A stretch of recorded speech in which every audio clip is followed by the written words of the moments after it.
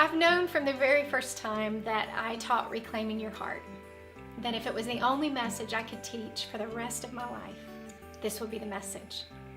I believe it is just that powerful. And the reason I believe that isn't because I wrote it. It is because I have seen the transforming work that is done in hearts when they walk it out. Io and Basil are two of my precious friends. They now serve on our ministry team, but it didn't start out that way. When Io came the first time I ever taught this curriculum, her heart was in a painful, broken place. And I watched as God brought her back to life. She then brought her husband Basil to the study, and they took it together. And now we are witnessing the beautiful restoration process that God has brought them through as they learn the value of reclaiming their hearts. It's so beautiful. I wanted you to hear it for yourself. They had given us this binder, and we had this big red heart cut out. And Denise is talking, and she says, I'm going to talk about different things, and if any of these things apply to you, just rip a bit of that heart. And she starts naming stuff, and she says, you've lost your house, you've been divorced, there's adultery, and you've lost your child, you've lost the job. And I'm ripping, and I'm hearing all around me people ripping, and I look around, and at this point I don't think there was a dry eye in the house, and I don't think anybody did not rip that heart. Everybody had at least one rip of that heart.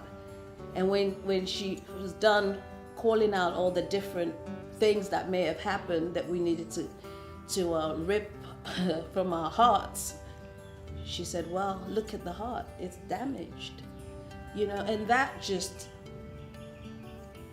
touched me in a way, to see that from a perfectly shaped heart, just by these little things happening, this was what was left. And you just never relate those things to your heart, And that was week 1, and we went on to 9 other weeks.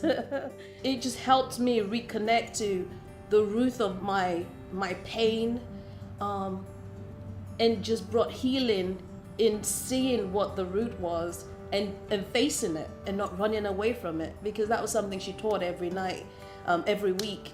Don't run. You need to go to it. You need to face it, and you need to know the lies that the enemy is telling you about God. One thing I did notice is when she began to attend, her expressions, the things that she was doing was a little different. She was more alive.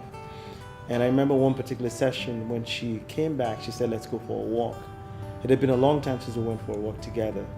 And as we were going through the walk, she asked me a question, asked, when do I think is the best time of my life?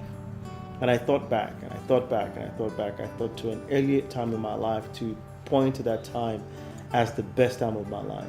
And then she let me finish talking, and then said, really, isn't the best time of your life now? And then it challenged me also at that point to begin to look at where I am at the time, to see how can I make it better. And knowing that even the work itself was an opportunity to make it better.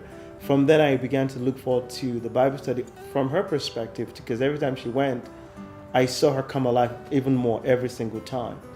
When I found out the Bible study would be available to men and women, I knew we were going to be a part of that, because knowing that I experienced so much through Io from her attending, that I wanted to experience that for myself.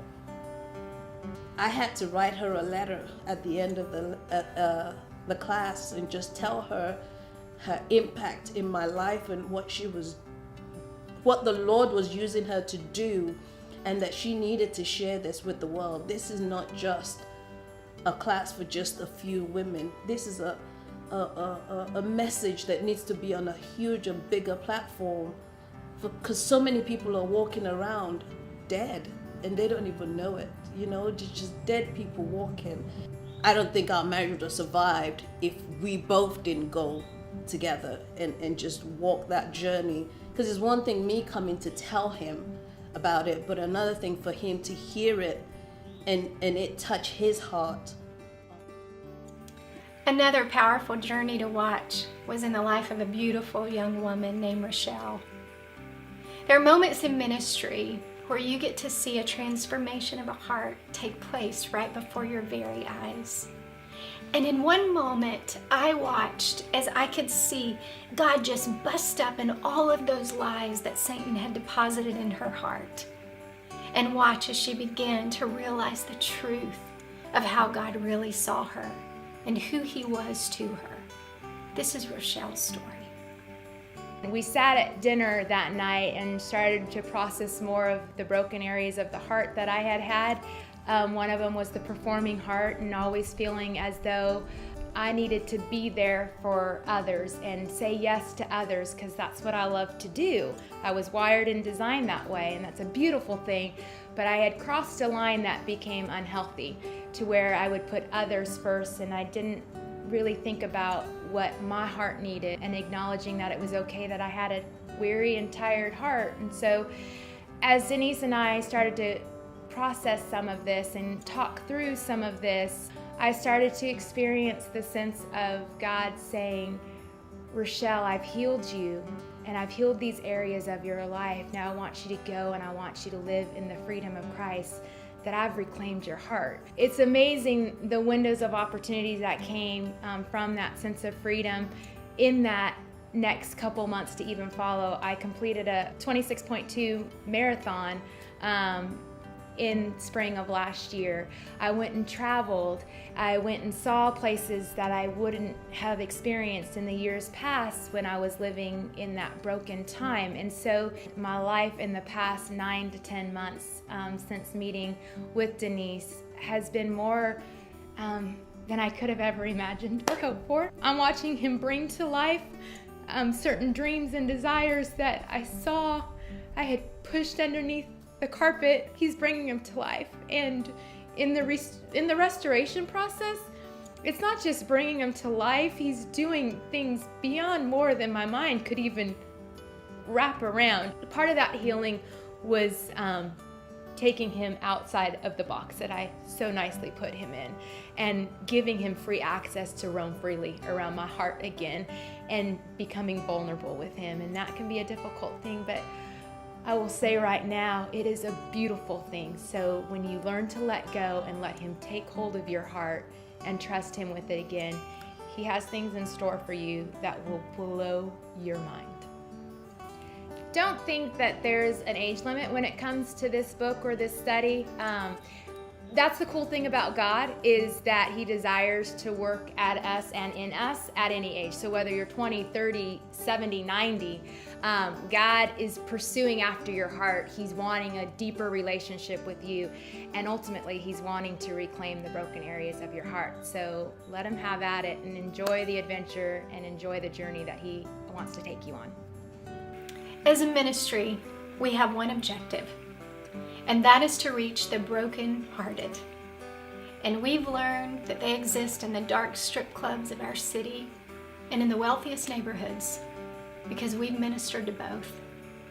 And we've also learned that when you find a heart that's shut down and you give it the tools that it needs to reclaim that heart, that generations to come will never be the same. Io and Basil's children will be changed forever. Rochelle's children will never be the same. And Philly and my children will be blessed because of the journey that we have taken. This is the mission of Reclaiming Hearts Ministries, and we believe that generations to come will be blessed.